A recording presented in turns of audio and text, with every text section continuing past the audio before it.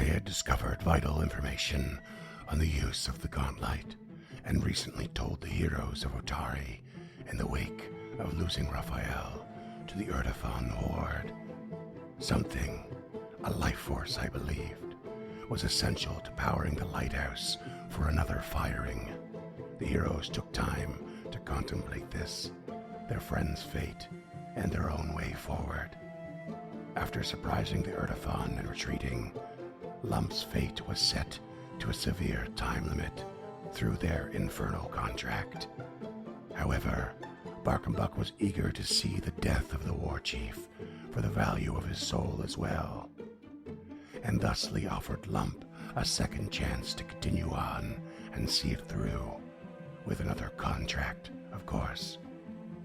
Lump refused, perhaps wishing to be no more beholden to the devil than they already were. Nirkaj wandered the library halls and was approached by his draconic exemplar again, through the natural stone of an unfinished room. There the adamantine dragon relayed its desire for the power of the gauntlet, and granted new power to Nirkaj's weapon, and informing him that he will need to find its paired weapon lost in the depths below to make full use of it. And in these private moments, Harold had unleashed his frustration by completely trashing my bookbinding room. I would have had stern words with him were it not for my own overwhelmed state from the recent events and the looming threat of the gauntlet, and the sudden appearance of Sammy, Izori's cat familiar. The heroes then regrouped and followed Sammy below to where I feared one of the sources of the gauntlet's power had been reactivated. And treading upon the death side of Physic, they entered the old chambers of one Vorlok Azrene and engaged in combat with the dreaded Void Glutton and a Gug who had laid in wait. And somewhere, hidden beyond the din of battle, Izori lay tied and tortured upon the altar as Lazda Venkervale once did. Raphael was tortured by Kerfel and Belcora for information on the heroes, and powerful entities of fate worked their machinations.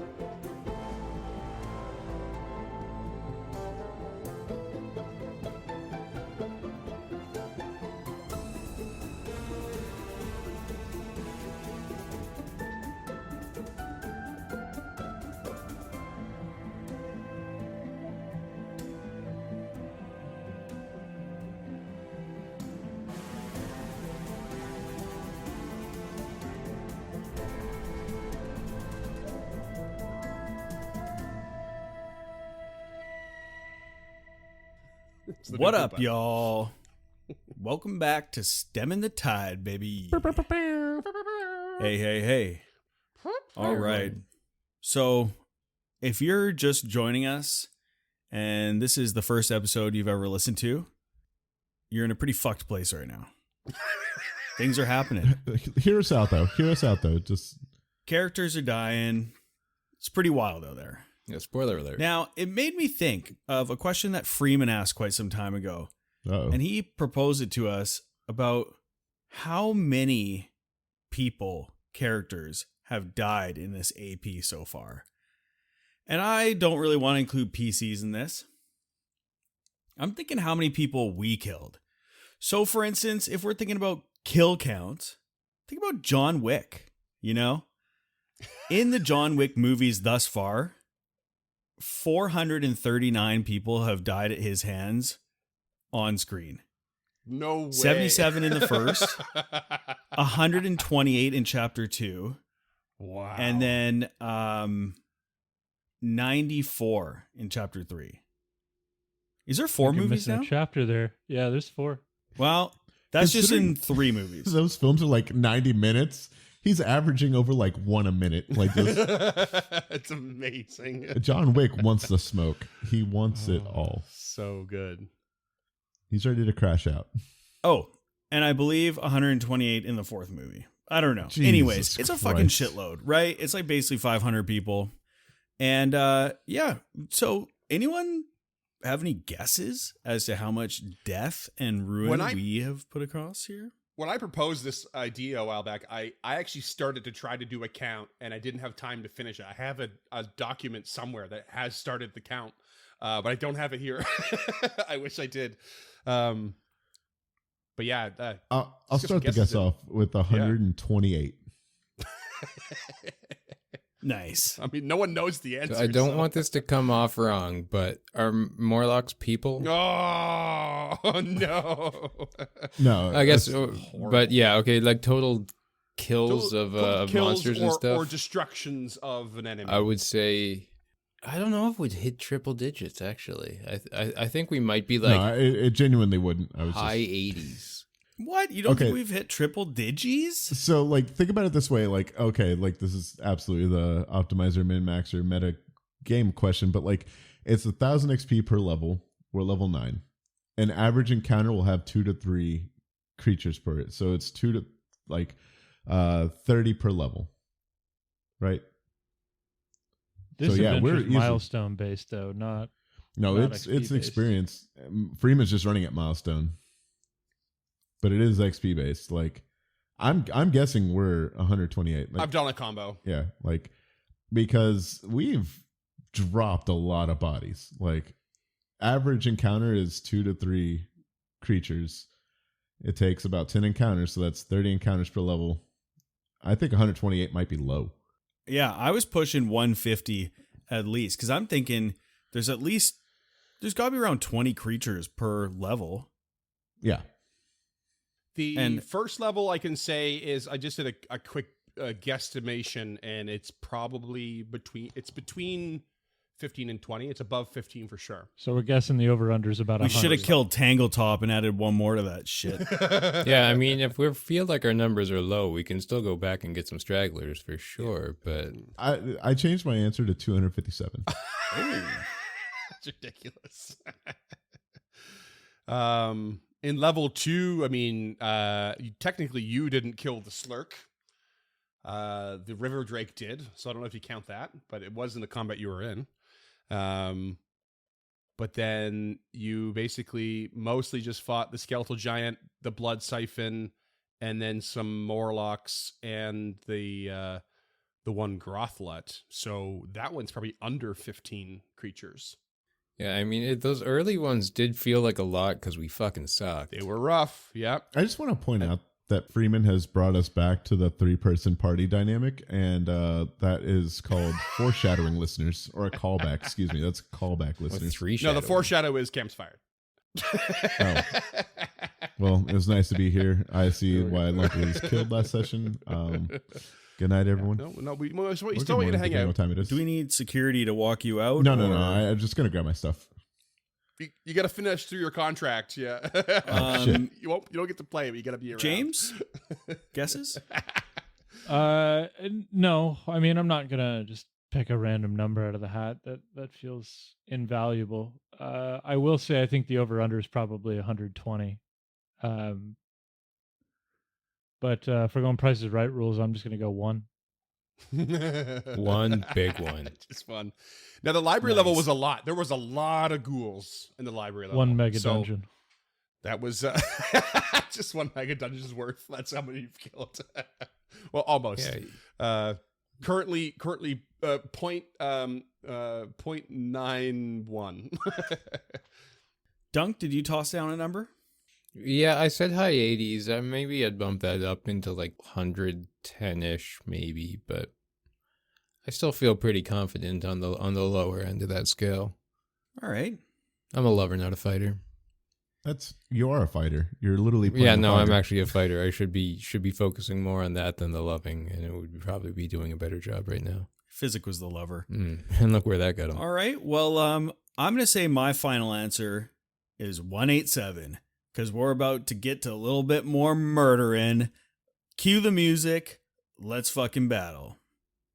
I Okay. can quickly confirm that it was 27 kills in the library. Harold, it is Hell of a game your of Clue. turn. You have just seen Lump go down, and then another scream from Ruff has come out through the void energy that is now pushing into the room that you're in, mind you. Harold You do. sees Lump go down out of the corner of his eye and just sees red, is taken back to the feelings he felt in that room as he destroyed that place, and just raising the cleaver above his head will try to go to town on this fucking void glutton. Fingers crossed. And the first swing is a miss Oh, no. with an 8 on the 26. die. No. What was the total? 26. Oh, And will continue again with anger increasing. This just throwing it out there. This might be a good time to use a hero point because this thing is still prone. God damn it. Okay, I will use a hero point. On the first one or the second one? On the first one. Okay. Is that okay? Because I swung as you were saying that. Yeah, that's fine. Okay, so pull back time, swings again, hero point, engage, 35 to hit. That'll hit. That is going to be 16 points of damage plus the antithesis for 22. Okay, 22 points plus 1d6 bleed. That's right, baby. Believe it or not, this thing bleeds. Okay, now he will go for his second strike with a miss. And then final action will be to intensify the vulnerability of his current implement. Ooh. What does that do? So right now I am holding the amulet. I can use it because I can use the amulet to repel creatures' attacks that I am exploiting the vulnerability of, and it intensifies what I can do. So my status, my AC bonus that I can get from exploiting vulnerability and using the implement, the amulet's abeyance is increased. Okay. But you didn't. Because you failed your exploit vulnerability, but it still counts because you haven't. Okay. Actually, Yeah. you know what? Maybe this is something that I was confused on because I did still get the. Because you still get the. Personal antithesis. Usually it's personal antithesis or mortal weakness, which is both fall under the exploit vulnerability umbrella. I'm just quickly wondering. I don't know you're- the answer because this has never happened before. Yeah, okay. But this is basically a single action to intensify. If I use it, Is there As a what's the reaction. requirement? It's just once per round. You're benefiting from exploit vulnerability. You can see your subject, and you haven't used exploit vulnerability. Yeah, I think no, it's good. You're good. yeah, okay, Yeah. sweet. You can see your enemy. You're benefiting from it. You might have failed, but you are benefiting from it. And you haven't used it this round, so yeah, you're good. Okay, So you basically get an AC bonus and a saves bonus, I guess. which I wish now, knowing that Lump went down, I had used the. I wasn't Reaction. gonna say anything. Well, Abeyance. but the thing is that you're a tank, and I was like, I'm gonna save it for myself because it went before me, yeah. and so I'm like, Yeah. I'm a glass cannon, I'm gonna use it for myself, not realizing that you were gonna get fucked, and not in a good way. Yeah, not in a fun way. Yeah. Not in the So- fun way. I thought about it, Cam, and I decided to be selfish. Respectable. I At understand. least it occurred to you. That is Harold's turn. Nick, you may also want to take advantage of this situation while you still can. Despite the fact that the Gug is a very dangerous enemy at your back, that thing is still prone.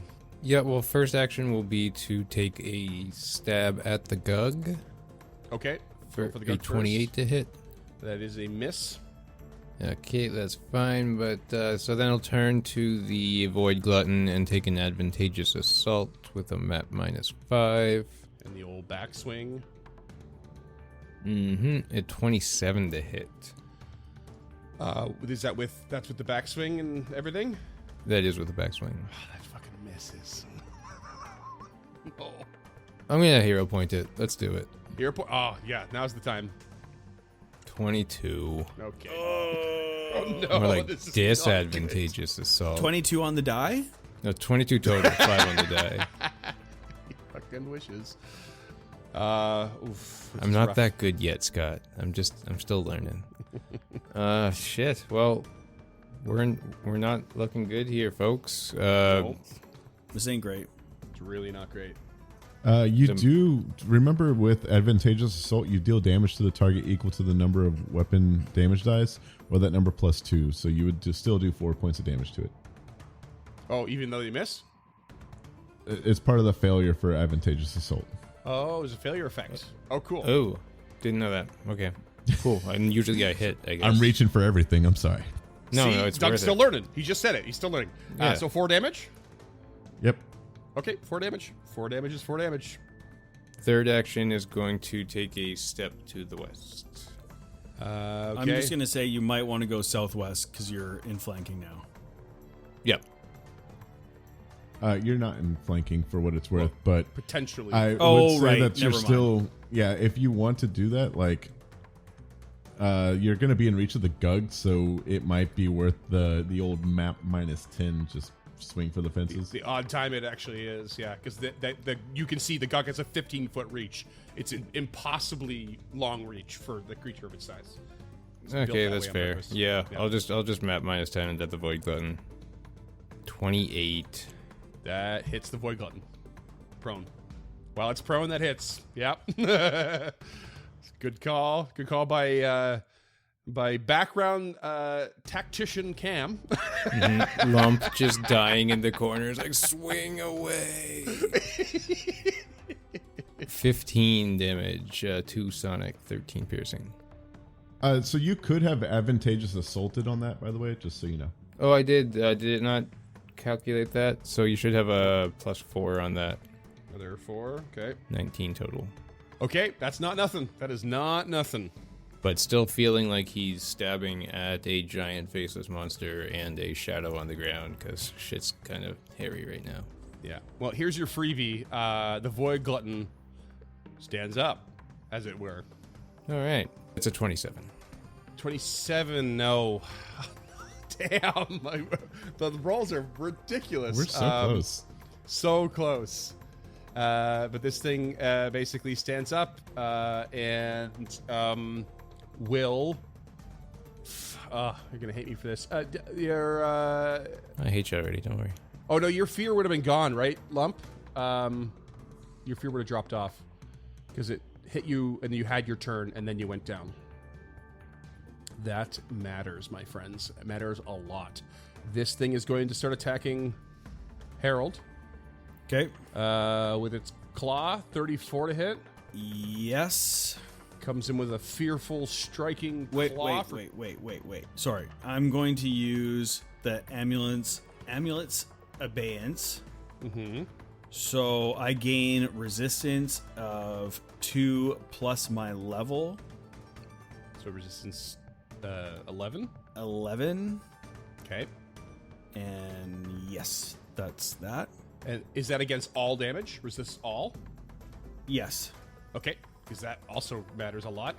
Because you will now only take 9. Oh, no, sorry. Oh, resistance is going to be calculated separately. So you take 0 piercing, and it would be 19 force damage. So you're only going to take 8 force damage. Okay. Clutch. That's a good rule to remember, listeners. Resistances are calculated separately for damage types.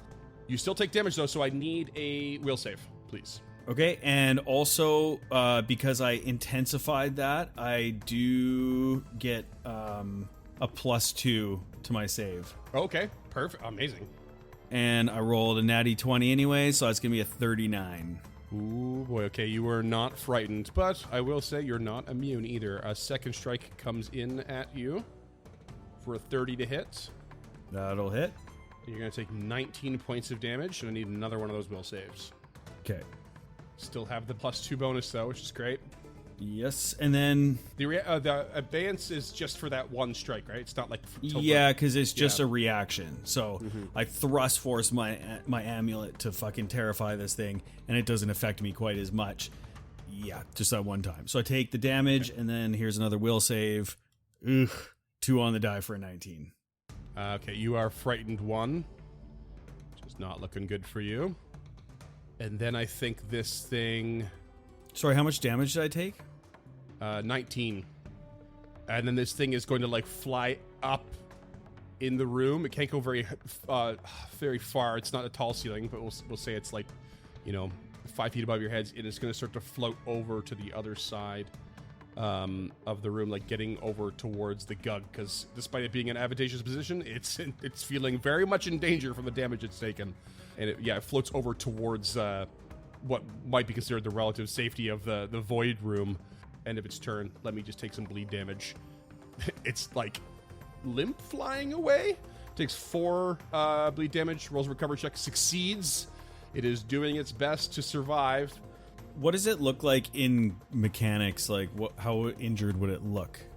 Oh, I think because it's a big swirling mass of eyes. So I think you've cut the eyes open. It's like this big white blue swirl, but there's just blood streaks and drips coming out of the eyes. You can see there's no lids on them, right? They're just maimed eyeballs floating in the air. It's really horrific.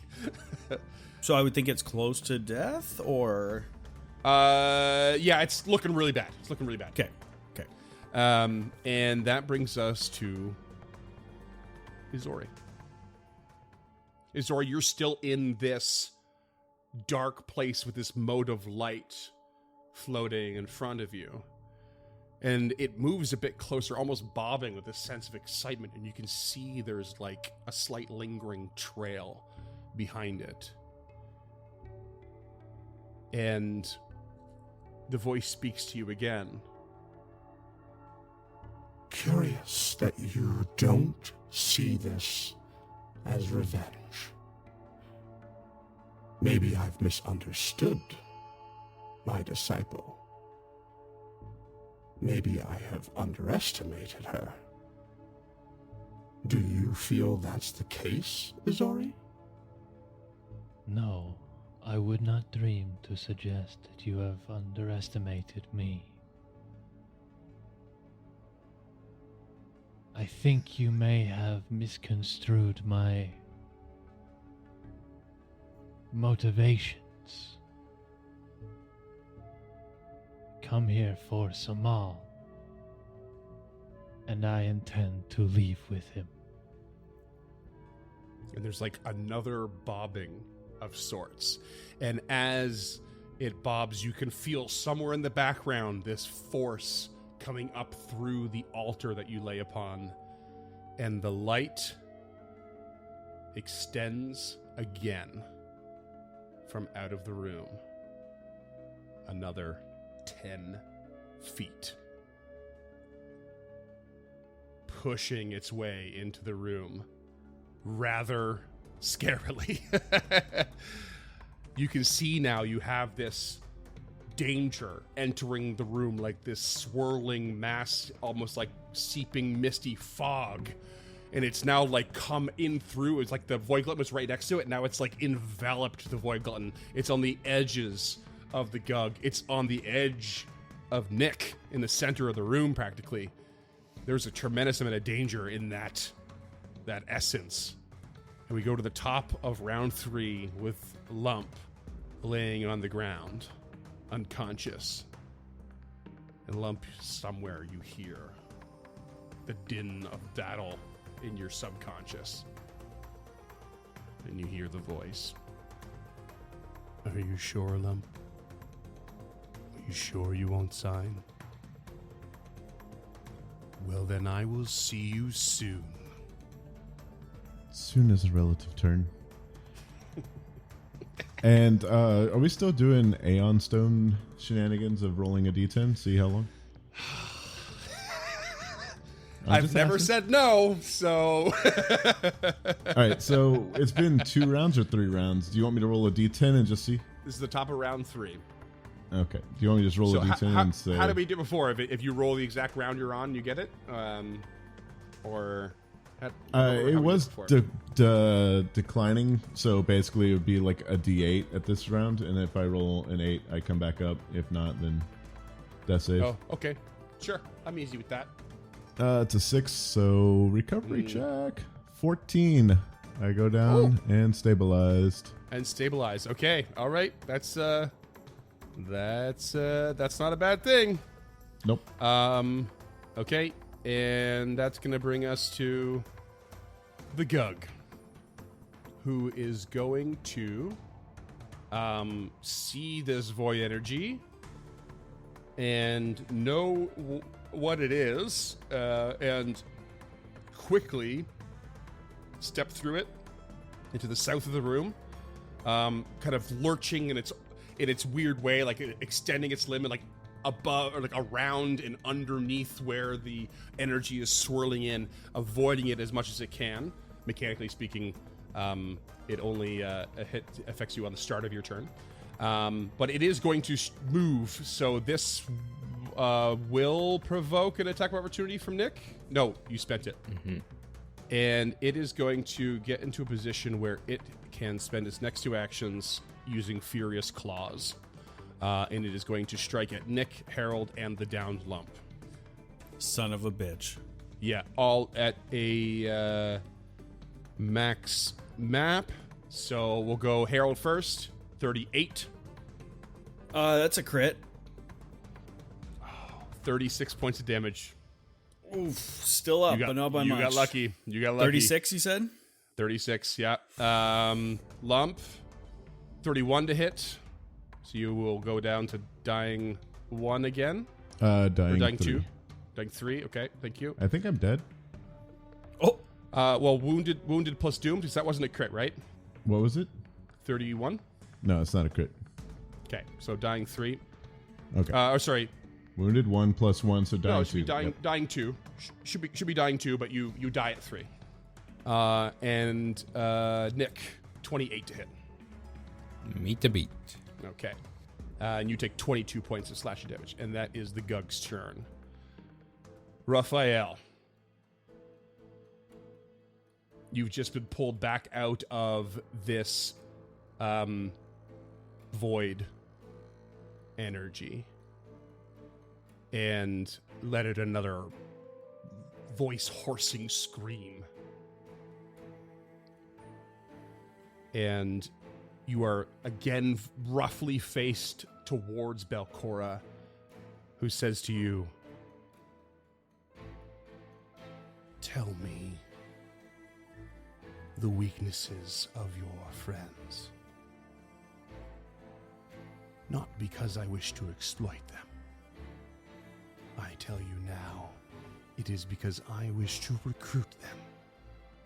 I wish to know what place they will take within my army, because there is no other way for their path forward any more than for you. This torture may go on forever, for my servant here revels in the void energy of my gauntlet, and I can sustain your life through all of the damage it does to your spirit. This is not a looming threat. It is one you can feel firsthand, here and now. Tell me everything."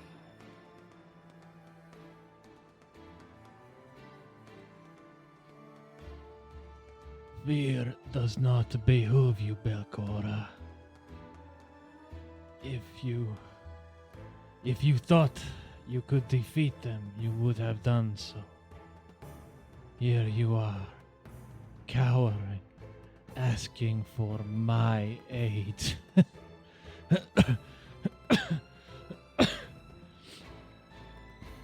And she sneers, she hisses practically at you to even suggest that she's afraid. You've obviously hit a nerve, if she had any, as a ghost. Yeah. Because she's exposed herself as such. Of course she has. And she just hisses and says, "Throw him where his spirit will burn for eternity." And Kerfel just lets you go and tosses you into the center of the void energy. And you just boom, boom, boom, land on the ground. You're landing on your back, and you can feel the horrible, horrible pain of everything around you. But then suddenly something happens. It's Harold's turn. Oh, man. What do you do? Better be a good one to interrupt all that drama. Okay, if I'm leaving the square, that is... If you do anything but step, you will provoke from the gug. Well, yeah. So, here's the thing. Harold is going to And take... I think you got to step twice. Well, I'm wondering, do I have to step twice or 3 times to leave the room? 1, 2, 3. I gotta take 3 steps? Yeah, you're gonna take 3 steps because it can reach to here. If I step twice to get here... If you stride, you'll and provoke. so I'm within its reach. You're Okay. you're leaving. I have 17 hit points left. I can't get hit by anything. anything. Or I'm down. Yeah. Yeah. So, looking at his surroundings, looking at the void coming in, he basically gingerly steps past Lump. "Sorry, my friend." And he turns to Nick and says, "We have got to get out of here." And is basically just taking 3 steps. And that's it. He's standing over the body of Physic, ready to add to that blood if any strike comes his way. Well, not the body, the ethereal body. Scoot, I'm not, Don't step on me. They didn't leave Physic behind. Scoot, I'm not trying to yuck your yum or tell you what to do, but you have watched this creature squeeze through a 5-foot hallway with no problem. And we... Oh, wait. Actually, Harold didn't see it. Harold didn't actually see that. Yep, Yeah. never mind. Ignore me. I mean, yeah, it could literally step forward and kill me right now. I just think that... No, I think it makes sense. Yeah, maybe technically the most advantageous thing to do is go in swinging because there is a chance, but it doesn't make sense for a character motivation standpoint, and for me. There's no point in going in swinging just to die. We can maybe take out the Void Glutton, but there's no way he would last another round. Yeah. Not if it has void healing and it's chilling in that blue aura. That's another thing. That's another So Ooh. Harold is essentially saving his own skin right now because there's not a lot else he can do. And Nick may run past, and I don't know what Nick's gonna do, but he might die anyways. Well, Quick, I hide mean, behind the kobold. Nick, what do you got? Harold is standing in the door, and I don't think he would be wanting to run from a fight quite that easily. Although it is fucking tempting, because he doesn't want to die. Does it look like the Void Glutton's getting void healing? Did we say that? Again, it's hard to say how much information you do know about a Void Glutton, since it's been so long since you encountered it. Are the eyeballs kind of like getting more focused and... I don't know if No. anybody in this party has seen a void glutton. Yeah. Sure, but with the assumption that the information has been accurately passed down for the most part, we've kind of done that before. But I just mean, does it look like it's invigorated a bit from being in the light? by the turn by turn, you don't know yet because it happens at the start of its turn, kind of thing. Okay. Yeah, sorry, Yeah. go ahead. Would the characters know that it is immune to magic and thus the magical healing? It knows it's immune to spells. It is not Okay. necessarily it is called magic immunity, but the wording is immune to all spells except for. Okay, well, knowing where he is and seeing how big, stupid Stretch Armstrongy that fucking Gug is anyways, he's just gonna start stabbing from his pretty advantageous stabby spot. Yeah. Starting with the Gug. 29 to hit. It's a miss. Yeah, over to the Void Glutton. Natural 1. Oh no.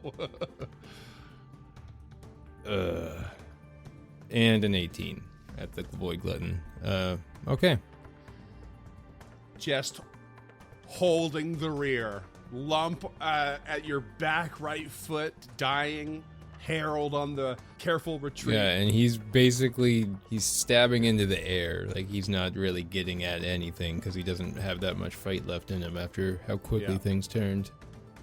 And you are just doing your best to, like, even though you're trying to strike true, more than anything, you were trying to just prevent them from pushing forward. And that's when the Void Glutton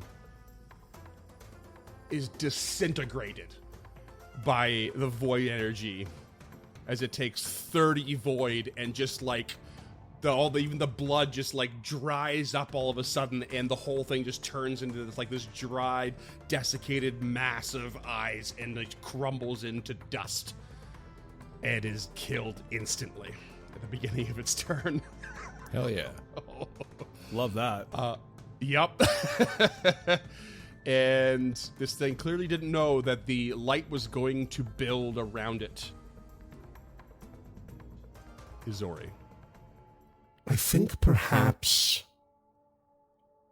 we have always seen eye to eye, Izori. There are forces and powers far beyond the scope of what this so-called quest against so-called evil should even be.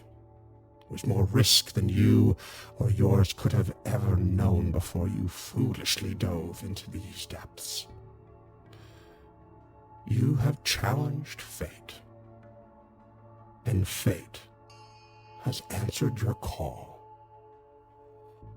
And it has called upon another. You have made foolish choices. And now you get to make one more. I can save you, Izori. Free you from this pain. Present to you the choice to walk away and tip an unimaginable balance in an unimaginable direction on an inconceivable scale. Or you can seek further what you refuse to call a foolhardy revenge for your precious Samal. What will you choose? Fortune has seen enough death in this existence. And then you hear the hiss and growl and snarl of Sammy somewhere in the background as Harold exits the room. And it overwhelms you. And you know exactly what decision you're going to make. What do you say? You have kept me warm many nights. The twinkling of the stars, the sound of the rain on the ocean has been a comfort to me these many long years. But you are still wrong. It is not revenge I seek in this dungeon. It's death. For I cannot bear to continue to live without my Samal. So I will stay. I will continue this foolhardy vengeance, this quest for an end, until I or that witch lays in the river of souls. You offer me no choice. You offer me what you've always offered me. My fate. And the spinner of threads, this little mote bobbing around with a slight trail, blasts into a shooting star. Something that can only be reminiscent of the star you saw upon Samal Keth's death aboard the Pashman Lancier all those weeks ago. And suddenly, below Izori, a hole, an extra-dimensional hole, opens up on the altar. The chains that shackle her to it break free, and she is pulled down through the footprint of the gauntlet with the power that only something like a witch's patron could possibly do. And in that moment is when Raphael realizes something is happening to him as well. Something linked through his own fate, the fate domain or what have you that the Shaika governs. And suddenly, Ruff, you can feel a connection to your sword across the room, to your backpack across the room. You can feel them linked to you. You can feel the ability to pull them to you. Do you do it? Without hesitation. And suddenly the backpack comes flying across the room and just smacks Kerfell in the face. He's, ah! And he doesn't see it coming at all. It's no way it Sick. should happen. And knocks him in the face and it just comes like circling around and just like into your arms.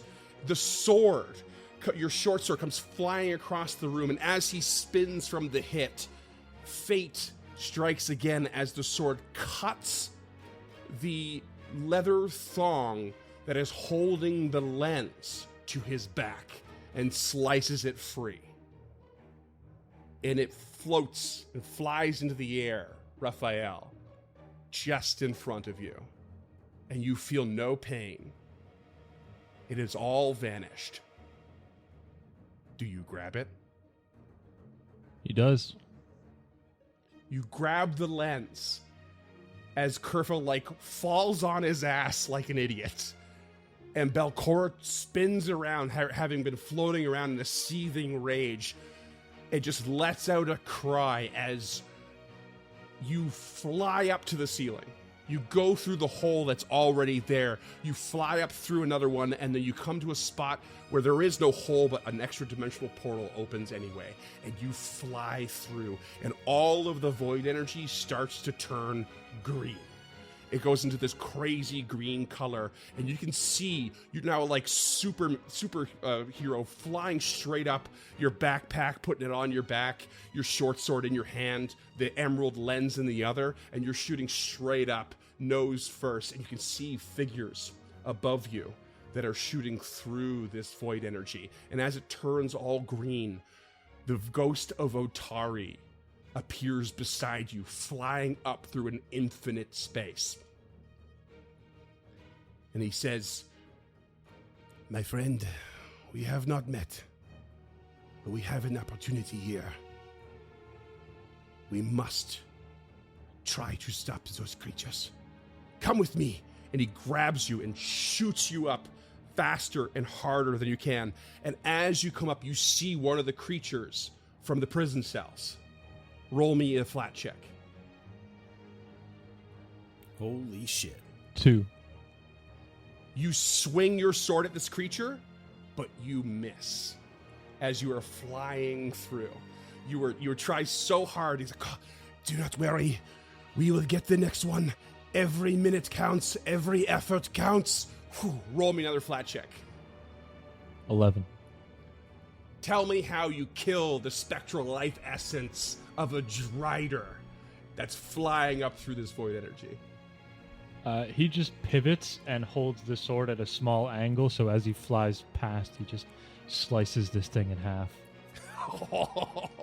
And there's this boom kind of like feeling with no sound, but you can feel it through your whole body as this thing is torn apart in the void energy. And you fly up again, and you are coming close to yet another creature. You give me one more flat check. 15. Yes.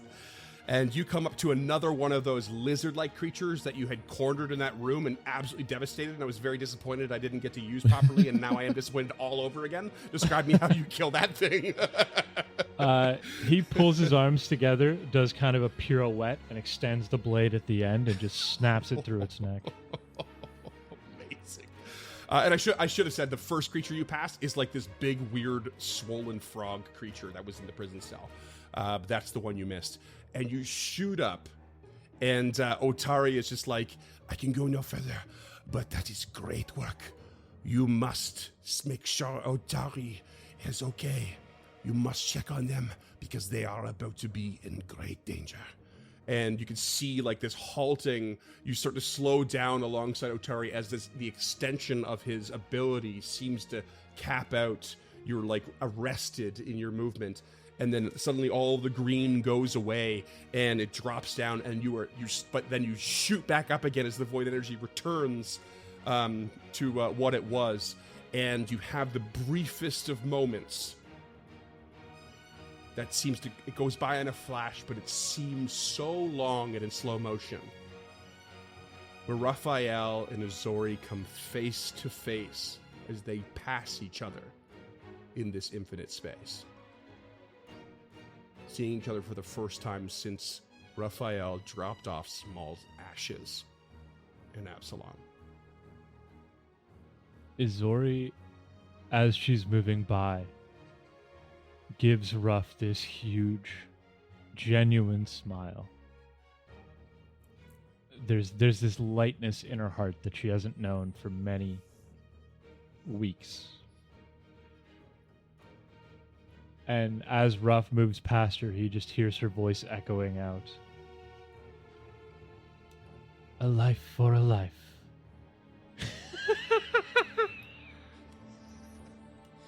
And perhaps Raphael had unintentionally forgotten all of the stories she had told, all the stories they had shared over that night of drinks. And they come flooding back into his memory because the Shaika has taken so much space. And I can have no doubt that it is incredibly overwhelming. But as this happens, this split moment happens, she says her piece, and you part ways. Ruff pops up out of the interdimensional space into the altar room filled with void energy, having the emerald lens invested already on his person, which grants him void healing. He arrives fully powered, full health, all spell slots, and capable of being healed by the power of the gauntlet. And level 15. Oh, wow. That's a cool item. Raphael, it is now again your turn. What do you do? Raphael, first action will be to run as fast as he can out of this room, and then his faith tattoo sparks to life as he spends his next two actions casting heal at a range of 30 feet on Lump from his ink. Oh my god. Lump in their head is just not yet, not yet, not yet. Just take one more breath, you dumb bitch. As the heal hits. That's 16 points of heal from max shit. fucking healing. Holy Fuck shit. yes. Oh my god. Lump just starts awake. You can hear a Harold just like this gasp and this like the pitter patter of the very familiar pitter patter of feet running into the room, and the unmistakable voice yelling the incantation for the spell. Raphael! Not today, Lump. TLC's I'm a Survivor just banging in the background. And suddenly the gauntlet extends again out from the room. That's why we played this game. It goes almost across the room. It is now definitely in Nick's space, so Nick, watch out. Is also hitting the Gug, and it is completely enveloping Raphael. Top of the order, not Lump, sorry. Sammy has entered the chat, and if you would like, James, you can cast any of Azori's spells through Sammy. You can move him around like he's got 3 actions and cast spells just for this fight, just for this moment. As the Fate Patron Spinner of Threads is changing everything. Okay, Sammy bounds off the wall past Harold and stops, sits down, licks its front paw, and just goes, "Meow," as it spends its next 2 actions casting Impending Doom on the Gug. Get a will save, please. Will save incoming. Oh, I rolled really well. 36. 36 is a success. No, so you're not a crit unaffected success. for No, all one. good. Nope. 27 is my DC. Sweet. So you're unaffected for 1 round. Next round, you're off guard, and then on the 3rd round, you are frightened 1, and you will take half of 26 damage on the 3rd round. All right. Keep me honest if we get there. Lump, you're up. What's the level of the Gug? Because it is incapacitation trait. Thank you. It is Didn't even see that. It is above Azori's level, yeah. So, Critical but you know what? success. Fuck it. The Fate Patron is pushing the limit. All We'll right. scrap it. Let's just go. Let's just go. You are impossibly powered up. It doesn't make any sense because this is a beyond mortal realm power. Do I just only play animals now? I guess. Sounds that I way. guess so. Lump, it's Do a your guinea turn. pig next. You just started awake and heard the impending meow of a cat next to your head. That sounded like Doom. Lump is going to. God, I can't. My shield is still attached, but I would need to adjust it to raise my Yeah. shield. I am gonna go ahead and risk it for the biscuit, provoking, and cast a 2-action heal. That's pretty much all I can do. Like, I don't think. I mean, wait. You know what? I'll delay. I'll see if. go. No, wait, because it'll 2-action and just pummel me anyway. So fuck it. Yeah, 2. Will provoke. I don't think there's anything else that I can possibly do because it will just start rending everything in here to shreds. To shreds, you say? To shreds, you say. Lump starts awake and goes to cast a spell. And the impossibly manipulating, strange, lanky form of this creature reaches its whole body over like it's made of clay for a bite attack, a jaws attack, and hits for a 39. That will crit. Lump is dead. And it grabs Lump in its jaws and just bites down, and just like the force of this extension just pushes Lump into the wall and just almost like dismembers parts of them from the force as the teeth from its like neck head drive into their person Sick. through the armor, around the armor. Pretty happy with yourself, aren't you, son of a bitch? I didn't know I was gonna kill Lump today. Yeah, right. Yeah, fuck I really you, Barn. didn't. I really didn't. Sure, bud. Lump is dead. That is it. Yeah. Lump! No! And as you see this happen, you're just like so shocked, and this creature just turns away from its fresh kill and gleefully starts swinging. It's gonna go for Nick. Can it go for Ruff? It can't. It's going for Nick. 31 to hit. That hits. 22 damage. 27 to hit. That will miss. I'm going to use Step Away as a reaction and Nice dunk. Nice. Take a step backwards. And this thing, frustrated that it doesn't get to have another quick second kill. Oh shoot! Okay, sorry. This thing is in. I forgot to roll the damage that it's going to take from the void energy here because it's supposed to be at the start of its turn. If it kills it, do we get lump back? No. 41 points of damage it takes. It reels back, and then it just like attacks, swings out, and can't seem to reach you. And then it is going to step to the back of the western side of the room, out of the void energy light, but it's just going to step so to avoid being attacked. And that brings us to Harold. Okay. From where I am, I can see the creature still. Yes, I believe so. So Harold will attempt to exploit vulnerability. A failure, but can still use the personal antithesis. Mm-hmm. So that's one action. Second action will be to swap from the cleaver to the throwing hammer. Mm-hmm. You give it a toss. Traditionally, not the best, but will throw that. As proven by Kreka. Made it count. And that is a goddamn natural one. So throws a hammer and ping off the wall as he is rattled right now. Yeah, no doubt.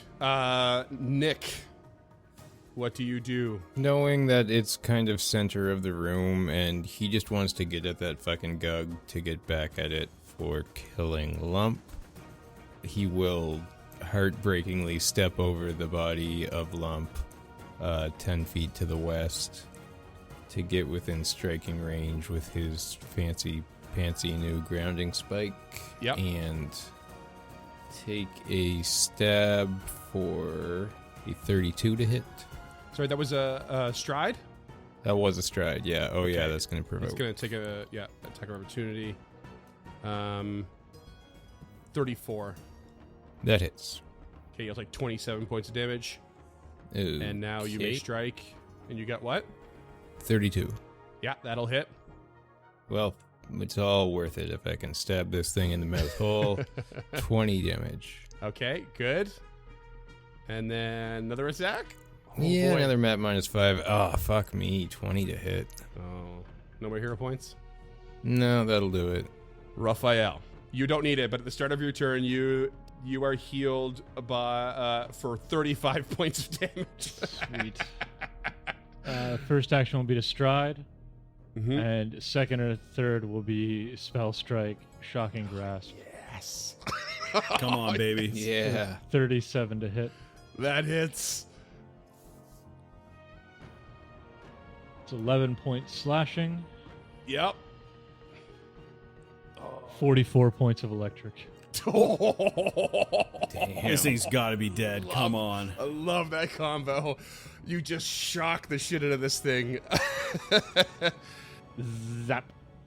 And there is another big pulse from the gauntlet, and the light extends yet again to the far end of the room. It is now reaching the back wall. It's still avoiding Nick, though. It's a big cone coming out of that hole in the wall. And Sammy may cast another spell if you like. Oh, what about the impending doom? Am I affected by anything right now? Yeah, so now you're off guard. Off guard? Ooh, baby. Sammy will spend 2 actions to cast Enervation. We got a Fortitude save, please. For a save coming in, it's my best one. It's a 30. 30 is a success, so you're going to take 2d8 persistent void. Okay, 2d8 persistent void. Oh, stacking the void on this thing. Okay, and you want to move Sammy at all, or are you just casting? No, he'll cast 1 action magic missile. So it's Amazing. 5 points of force. Ping. I love the idea of just like you hiss and then it's enervated and then your tail just like shoots a little missile out. It's Lump's turn. Pour one out, Lorenz. Pour one out. You just hear the death rattle of Lump no longer breathing their last breath. No. So it's two death rattles in harmony. Yeah. Oh no! Oh, son of a bitch. Oh, that's horrendous. It is Aller's turn at the beginning. Aller, by the way, this is Aller, the Gug. Does anyone remember where Aller came from? Hero point in it for you. Aller was from the cave with the red lens. Wrong. No, Killed that was the other Gug. I'm out of ideas then. Yeah. Anyone else? Did it come out of one of the stasis fields of the things that were getting launched? Nope, but there was a Gug in there. If Cam gets it else? right, they're alive. Let me just go browse the that's one hell of a PDF hero real quick. point. I'll be right back. But you didn't read No. the adventure beforehand? I read the Noob. first two books, but Freeman knew It was a this. long time ago. Yeah. Yep, that was a very long time ago. yeah. I think that was a year ago. So no one remembers? You were told about Aller by Jacques the Imp, who was in the prison level in the room. It said, danger, do not open. That was just to the right of where you all got knocked out from the steam explosion. Right. And it is the creature that burrowed into the pile, punched Lump out when they woke up, and then kidnapped Izori. My God. Because Aller works for Belcora. Yeah, I don't have that in my notes anywhere. And if I did, it's because I don't know how to spell Aller. You shouldn't, because it's A-U-L-R. No one should be able to spell that. Aller Well, no wonder he's takes- such a dick. Grew up with a name like that his whole life. Aller takes 27 void damage. And then More like all or nothing. begins to swing wildly as it is so close to death. We're going to go for a Furious Claws attack, which is really stupid, but it's I think it's desperate. So it's going to go Claw, Nick. Rough, 42. Crit. James, I heard you. That was really good. Ruff's going to take 62 points of damage. Yikes. 39 against Nick. Hit. Crit. Not yeah, a crit? no, that's a crit. 38 points of damage. Okay, still up. And then it is going to do a ridiculous map -8 claw attack against, rolling to see who. Ruff. If you're furious clawing, oh, never mind. Yeah. I didn't know if you're gonna Yeah. hit Sammy or not. Oh, can I hit Sammy? Nope, that's 20. I lied. Yeah, can't hit Sammy. Don't try and kill Sammy just because you died, Cam. I dare. I dare. Ruff, does it 28 hit you? It does. 22 points of damage. Still standing somehow. Oh, okay, still standing. And Aller takes 10 void damage from the persistent enervation and dies. Finally. Jesus Christmas. Well, God. died doing what he loved. Being a Rending fuckboy. things to pieces. Avoiding responsibility. Boo. And that's where we're going to call it. Yeah, Finger that's guns, the finger episode right there. Fuck you, Show's Freeman. over. Suck it, Barn. And now Nick will stop ignoring his very elf-like tendencies and eat the cat. No. You want to roll me some void healing there, friend? Yeah, I'll roll you a quick void healing. It's 9d6, 34 at the beginning of your turn. Harold, you're in the back, just barely having recaught your returning hammer. Only to see this creature go down in a dusty disintegration of void energy. With a nat 1, I like to think he just threw the hammer, he hit himself in the thumb, and then it came right back. Hit the door jam. Just dropped on my foot and right back into my hand. And Ruff, from where you were standing, you're like, it becomes your turn. You suddenly get healed, and you turn around and you see the echo of the last pulse from the gauntlet as it extended through. You turn, and out of the corner of your eye, you see this sort of spirit, kind of like the ones that you saw earlier, and some of which you defeated. And it was an heavily armored humanoid with a very large sword. Oh, come on. But now you have a moment of, the combat's over. I would say a moment of reprieve, but not really. The combat is over. Ruff, you get healed by the void energy, and now you all have this, like, breath to catch as you register Lump's death. If that breath could somehow also contain 99 HP. Not likely with our healer in a hump, in a heap. In a hump and a In heap. a hump. In a Humpty Hump.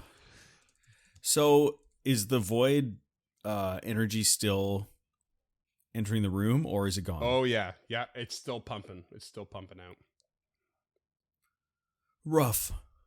Everyone out of the room. Help me with Lump. Harold steps in and puts his hand on Lump's armor set into their skin and flesh, and just begins to pull Lump out into the dining room. As they drag Lump's body away, Lump awakens on a red soil in a canyon with just the skulls of dead kings looming above them as they pull off their helmet and throw up on the ground. And they quietly stand up, seeing themselves in hell, turning to the side and seeing Bark and Buck. Wow. That was quick. Well, I'm not sure that taking another contract with you would have made a difference. So I'm glad to only have had the one. To go out on my own terms for once. But continue on my terms. If there is one thing I've learned in my life is just to keep walking forward until you can't anymore. Well, then let's make sure you can see where you go. And Lump flinches as Bark and Buck just rips their eye out. You knew where I was going. Yep. We all knew, you sick fuck. Barkham Buck just reaches in and grabs Lump's eye and just produces this I have it what was it? It's like a sulfur eyeball, basically. And Lump blindly just motion sense pats around until they find it, putting it in themselves, feeling it sear the inside of their skull, the flesh burning, before just turning into a dull pain left over from the heat. The feeling of touching a hot pot, pulling your hand away quickly, but it still stings. And Lump goes on to serve.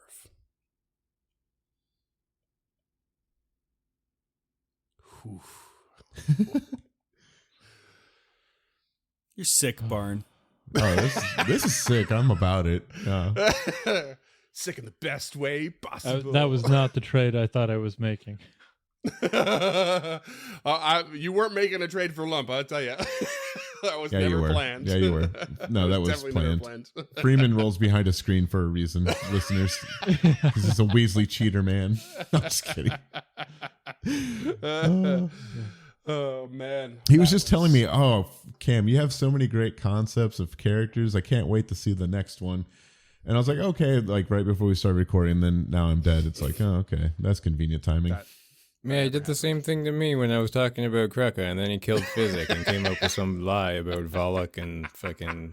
Oh, it's an AoE being blaster scared about splasher. Ariel. Yeah, fucking Weasley liar, man. What can I say? You're a Weasley liar, man. You sick in the biscuits. Sick in the biscuits. Oh, God. I don't know why. That just sounds really gross. I don't know if really I want does. him to have healthy biscuits. I don't want him to. Well, you drag the incredibly mangled body of Lump back into the dining room here, and you don't know that's happening in the background to Lump's soul. We never found out. You never really found out what the contract meant. Do we ever find out about the contract at all? Oh no, Lump told you, but only very recently. Very Yeah, recently. because we were planning the Medusa. And like that's when they did the research, like Right, after telling you. My bad. Yeah, and but you never managed to resolve it. If you want, I can give you how they could have got rid of it, or maybe that's a behind the scenes show. I don't know. That's behind the scenes streaming. Let's we'll leave do them behind the guessing. scenes. Yeah, we'll do some post-mortem on the death that you just encouraged. So, how do you post-mortem decompress as a group? I think we need to bring them to Otari. They have earned a place among our friends and compatriots. And more than that, when I was being shunted through the fabric of reality or the gauntlets or whatever that may have been, I spoke with Otari's ghost, and they said to head and return and ensure the safety of Otari from here. This is another less than pleasant homecoming, I am sure. I don't know what type of home we're going to come home to. Gods know what went there in the light. We need to bring Lump home, but we need to move fast if we're going to help. I'm sure there is a teleportation circle nearby that we can activate and move as quickly as we possibly can.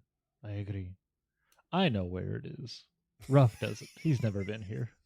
The doors technically Harold- were open, Freeman They said. were as open. we walked I in. did say But it earlier. Ruff's yes. never been Yeah. here. He didn't know, I come know. through Yeah. there. He So- came through the floor. Like, Harold I would have saw it. one. He went down the.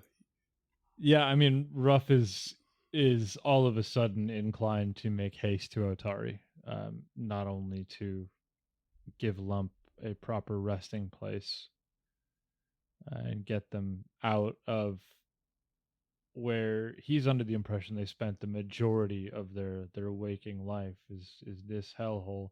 And even though they don't feel like a citizen of Otari, or they didn't feel like a citizen of Otari, or that was the impression Ruff got, that is just objectively not true in his mind. It always has been. And now,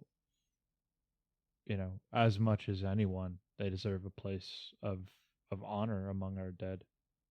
Yeah, and Nick's kind of shell-shocked, but wants to take Lump. Luke is already trying to think about go about the logistics of getting a body that big through with a creature that small, and knowing that they're all going to have to pitch in. But Lump was one of the heroes of Otari as far as he was concerned. So I'll just cast grease on their legs, and we can just drag them. I'll take the legs, Harold. You take the arms. That's hilarious.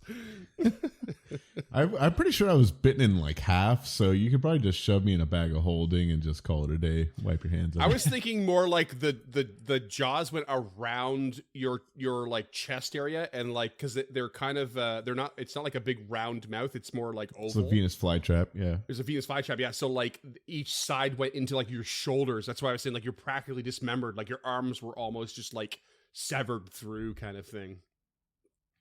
Duffy, I need you to very solemnly open wide. Very right.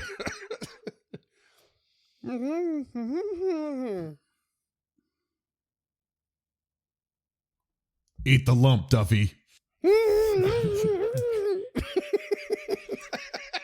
So are we in agreement? We're heading back to Atari to try and stem this tide, if you will. Yeah.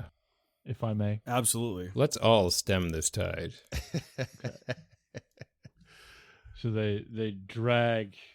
I mean, I guess we're. I don't know if it's canonical or not that we're putting Lump in Duffy, but we head to the teleportation circle. No, I think Duffy's going to refuse that one straight up. That seems Yeah, fair. I think the 4 could manage a carry. Nick's got the Titan Wrestler feet. Well, and we could just build like You also like only a- really like a- have to bring them up the stairs to the library for now, if you want to. Like, you don't have to go all the way to Atari right away and dragging a body in full plate armor. That's True. what I was leaning towards. Also, while we're having this conversation, a little worried Augrail will eat them. they aren't undead though. Well, not yet. While they're having this conversation, Holy Harold, shit! Can we get Augrail to bite Lump? That's too late. It's too Oh. late. while they're having the conversation, Harold is going to use the feat prescient consumable, and will take 1 minute and pay for and produce a lesser healing potion and use it. Ruff will give Nick his healing potion moderate, And Nick will drink it because he's going to die. and Ruff will just step back into the void energy for a hot second. Okay. 1, 2, 3, 4, 5, 6, 7, 8, 9. Oh, 9. 37. Yeah, perfect. So I've put that item in your inventory, by the way. You Yeah, are I saw invested. it. Yeah. you can Not look for at much it. longer. He's very Yeah, much I was gonna gonna say. gonna de-invest in that very soon. Yeah, Yeah. that's fair. That's fair. Yeah. It's a 25 rather HP useful from tool the at the moment. potion. Yeah. So do you take Lump's buddy to Augrail first instead? Yeah, Yeah, I I'd say so. guess so. Yeah. Because they're Um, still in a hurry and Yeah. need to get going. I was hoping you would. So as they're getting into the teleportation circle, Ruff looks back and sees Sammy just sitting there at the doorway. It licks one paw and then it just mists into this fog, appearing as this stern-looking old man with a short beard and a heavy axe in one hand. And stepping out of the room is this incorporeal woman whose skin has been smoothed. Her hat's back on her head, this fearsome-looking rapier at her side. She puts a hand on his chest, kisses him on the cheek, and the two vanish. Cute. Do they vanish as shooting stars? Inside, yeah, that makes sense. I feel like I caught a reaction from you on camera when I referenced the shooting star earlier. Yeah, you did. Yeah, that was great.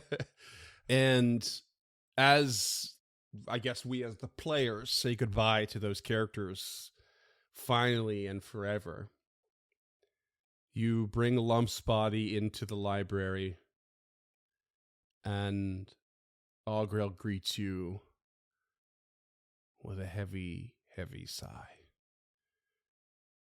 Oh no. Another one. Another one whose story ends.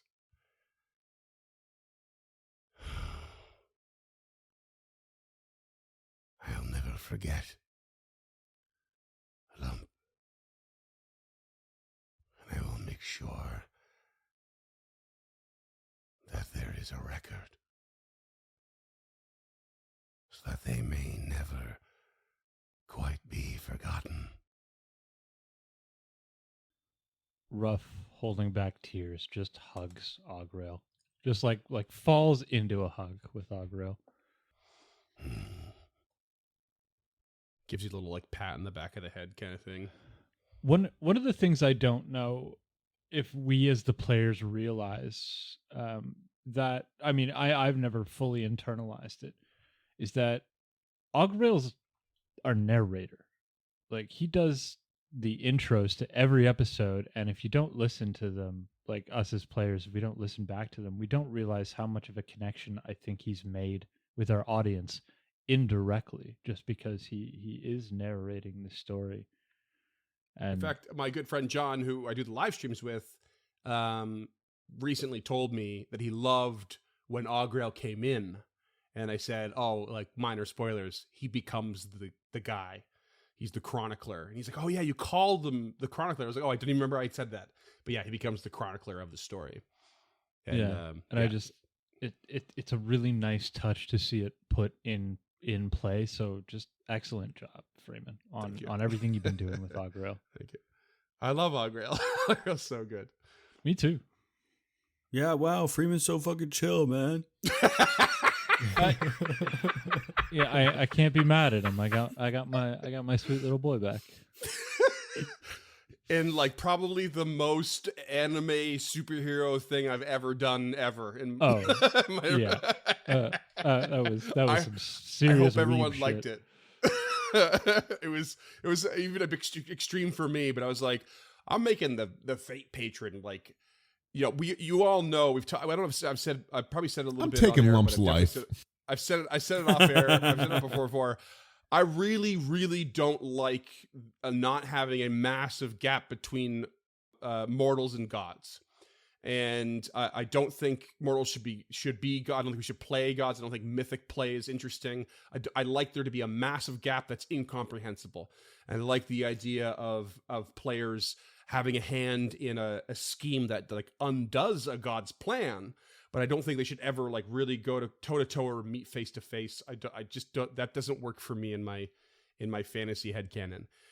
But a witch patron is not necessarily a god. It could be a powerful entity of some other kind, and it to me I've always interpreted as something that's a little more hands on when they choose to be, because they're a little more mysterious, so they're never quite pinned down what they're supposed to be. And I wanted to go with that to make that scene, and I wanted it to be kind of extreme. It did feel a little bit silly as I was doing it, but I was kind of having fun too. So I hope everyone at least enjoyed it. I thought it was great. More than anything, my heart goes out to Cam tonight. I know what it feels like to lose a character that you love.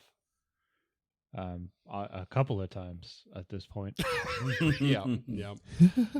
So hopefully you've got a cool backup character and you're not too torn up about it. But I get it. You know, drop the S in the Discord. Yeah, Lump will be missed, and I just hope we can all take solace in the fact that PGP is gonna fucking kill you. Yeah. Or me. Well, I did promise one day- that Lump would never die. So Yeah, Millions of times. One day Yeah, she's gonna buy that plane Yeah, ticket and almost. just come at me. You just know it. Almost to the point that it was inevitable, I think. oh yeah, no, it was, to the point of hubris and beyond. well beyond. But Well beyond. You know what? I guarantee you can't kill Lump twice. yeah. Let me back in, Freeman. One more try. Challenge accepted. I tried. We'll see I what tried to make you a Barkenbuck has in ghoul. store. Yeah. Let me go check the rituals to see if you can summon him back in. Come back as a ghost. I mean, resurrect is a ritual. Book of the Yeah, Dead, there are baby. options. We'll see what's up. You grab the ghost archetype. That's a real thing that exists.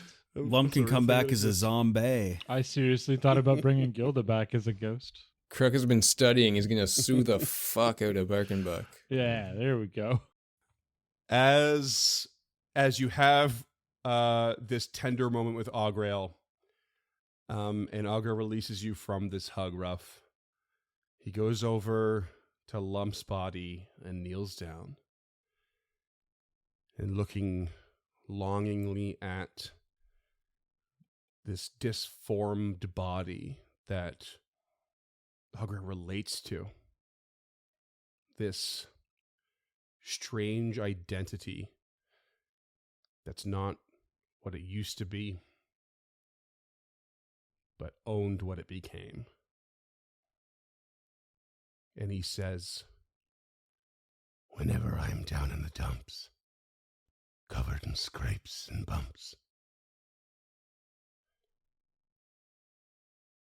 sorry. Jesus Christ, Son Freeman. of a bitch. Whenever I'm down in the dumps, covered in scrapes and bumps, I'm happy in retrospect for all of the lack of respect, because I've learned to take my lumps. And that's what we're going to call it. That honestly hurt worse than you killing my character. Like that honestly, like all the other jokes, that was fine. It's whatever. That one was just, That one cut to the core. yeah, that one, it's just like, what did I do, Freeman? Like, I took it well. I took it on the chin. I didn't fucking complain. I didn't cry. And now you're just, okay. Had to make it hurt somehow, I guess. Yeah, I guess like the fired from the podcast. So maybe I just quit the podcast. No, I love y'all. I would never leave. Good. We love having you here. And as it all fades to black, Happy by Pharrell Williams comes on. Because I'm happy, clap along if you feel like a room without a roof. Suck it, Baron. Suck it, Barn.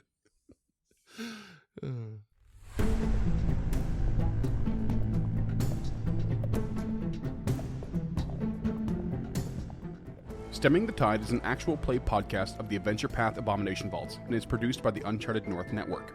Stemming the Tide uses trademarks and/or copyrights owned by Paizo Inc., used under Paizo's community use policy. We are expressly prohibited from charging you to use or access this content. Stemming the Tide is not published, endorsed, or specifically approved by Paizo. For more information about Paizo Inc. and Paizo products, visit paizo.com. Music is composed by Will Savino and artwork by Greyhood. Stemming the Tide is recorded remotely using Foundry Virtual Tabletop. If you wish to connect with us or support this project and projects to come, we can be found at unchartednorth.ca, patreon.com/unchartednorth, and on all major social media platforms. Links to all credits can be found in the episode description and our website. Thanks for tuning in.